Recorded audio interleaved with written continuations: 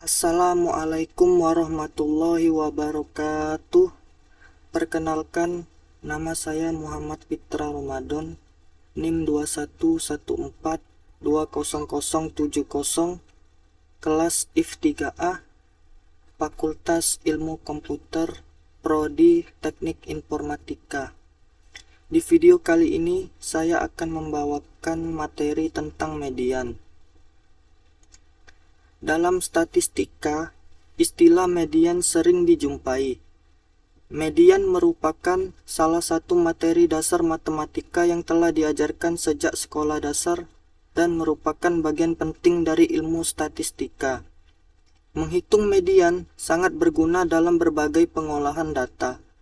Median sendiri adalah nilai tengah setelah semua data diurutkan. Secara umum, median adalah suatu nilai yang membagi data menjadi dua bagian yang sama setelah data tersebut diurutkan dari yang terkecil sampai yang terbesar. Pengertian median. Median adalah nilai di tengah deret, nilai yang disusun dengan data urut dari yang kecil sampai besar. Misal dalam deret 3, 4, 7, mediannya adalah 4. Menurut Kamus Besar Bahasa Indonesia atau KBBI, median adalah nilai yang dapat membagi data menjadi dua bagian yang sama. Dengan catatan, data tersebut harus diurutkan terlebih dahulu dari yang terkecil hingga ke yang terbesar. Selain itu, median juga bisa digunakan untuk menentukan perkiraan rata-rata atau rata-rata dari sebuah data, tapi hal ini tidak bisa disamakan dengan min. Fungsi median. Fungsi median itu sendiri adalah untuk mengukur pemusatan data. Dalam teori statistik dan probabilitas, median adalah nilai yang memisahkan separuh lebih tinggi dari separuh bawah sampel data, populasi, atau distribusi probabilitas.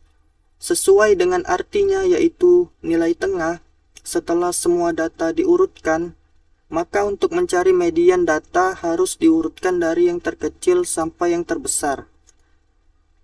Kelebihan median. 1. Tidak dipengaruhi olai data ekstrim.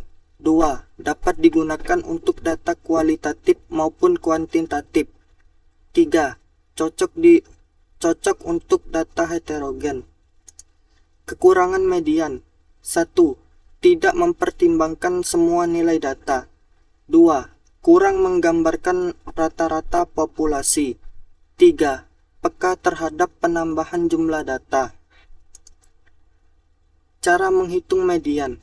Untuk menentukan nilai median dalam urutan angka-angka tersebut harus terlebih dahulu diurutkan atau diatur dalam urutan nilai dari yang terendah ke yang tertinggi, atau sebaliknya. Berikut ini beberapa cara mencari median dalam matematika dasar yang perlu diketahui. 1. Mencari median data tunggal. 2. Mencari median data kelompok. Cara mencari median data tunggal. 1. Cara mencari median data tunggal. Cara mencari median yang pertama adalah mencari median data tunggal. Data tunggal adalah data satuan. Data tunggal terbagi menjadi dua, yaitu data tunggal ganjil dan data tunggal genap. Data tunggal merupakan data yang disajikan secara sederhana dan data tersebut belum tersusun atau dikelompokkan ke dalam kelas-kelas interval. Data tunggal ganjil. Untuk mencari median dengan data berjumlah ganjil, kita bisa lihat langsung datanya dan ambil angka tengahnya.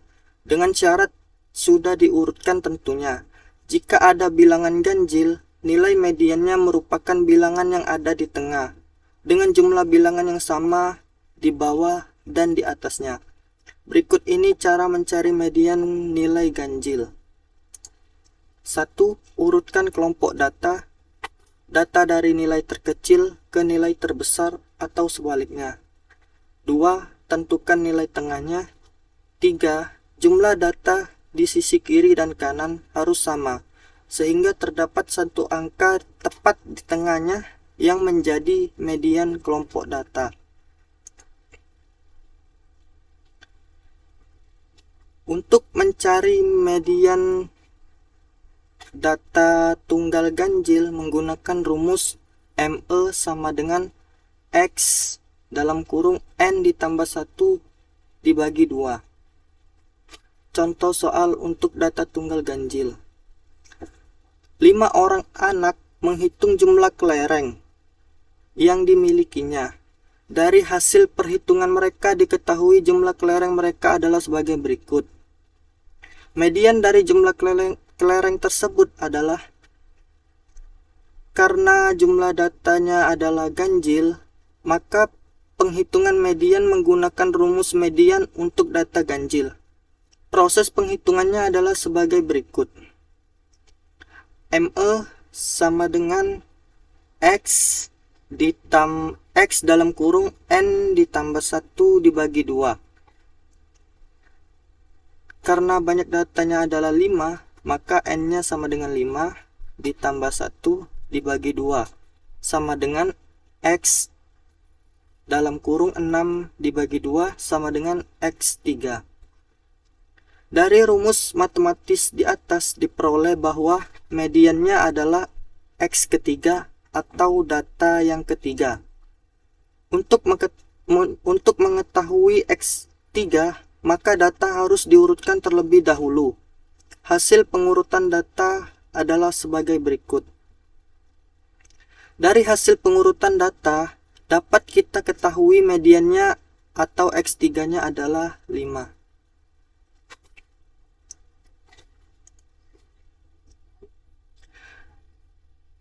B. Data tunggal genap. Sementara untuk data berjumlah genap akan ada 2 angka yang di tengah. Jadi, supaya bisa mendapatkan nilai mediannya, maka harus memakai rumus yang berbeda dengan penentuan median untuk data tunggal ganjil. Jika ada jumlah angka genap dalam daftar, pasangan tengah harus ditentukan, dijumlahkan, dan dibagi 2 untuk mencari nilai mediannya. Cara mencari median data tunggal genap adalah dengan mengurutkan kelompok data dari nilai terkecil hingga terbesar atau sebaliknya. Tentukan nilai tengahnya, kemudian jumlah data sisi kiri dan sisi kanan harus sama. Setelah itu, sisakan 2 angka di tengah, lalu cari rata-ratanya.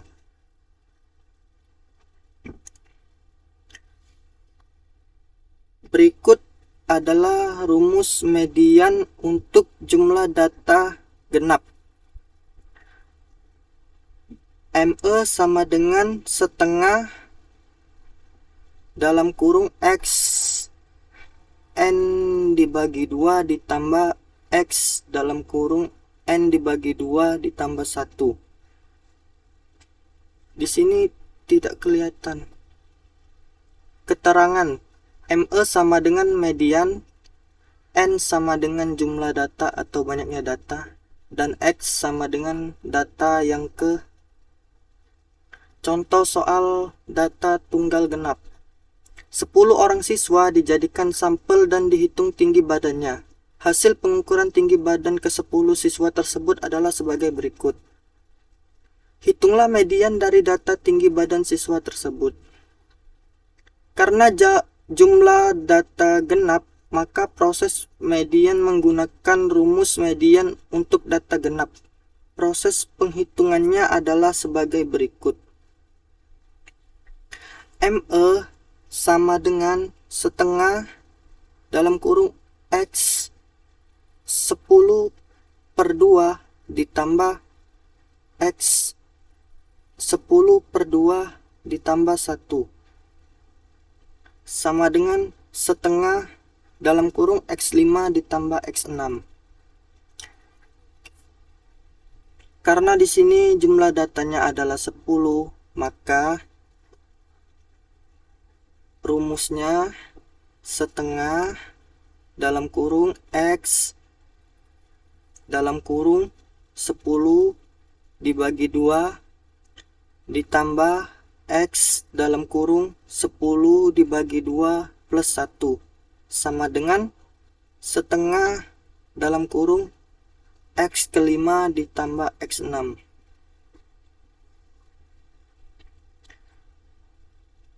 Untuk melanjutkan penghitungan, kita harus terlebih dahulu mengetahui nilai dari X5 dan X6. Kedua nilai data tersebut dapat diperoleh dengan mengurutkan semua data. Hasil pengurutan adalah sebagai berikut. Dari pengurutan tersebut diperoleh nilai X5 dan X6. Dengan demikian penghitungan median dapat dilanjutkan. ME sama dengan setengah dalam kurung X5-nya yaitu 170 ditambah X6-nya 171 sama dengan setengah 170 ditambah 171 sama dengan 341. Setengah dikali 341 sama dengan 170,5.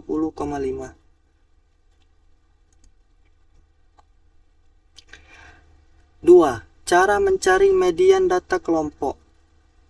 Selanjutnya ialah mencari median data kelompok. Data berkelompok adalah data yang biasanya disajikan dalam bentuk tabel frekuensi dan data tersebut sudah disusun atau dikelompokkan dalam kelas-kelas interval secara matematis.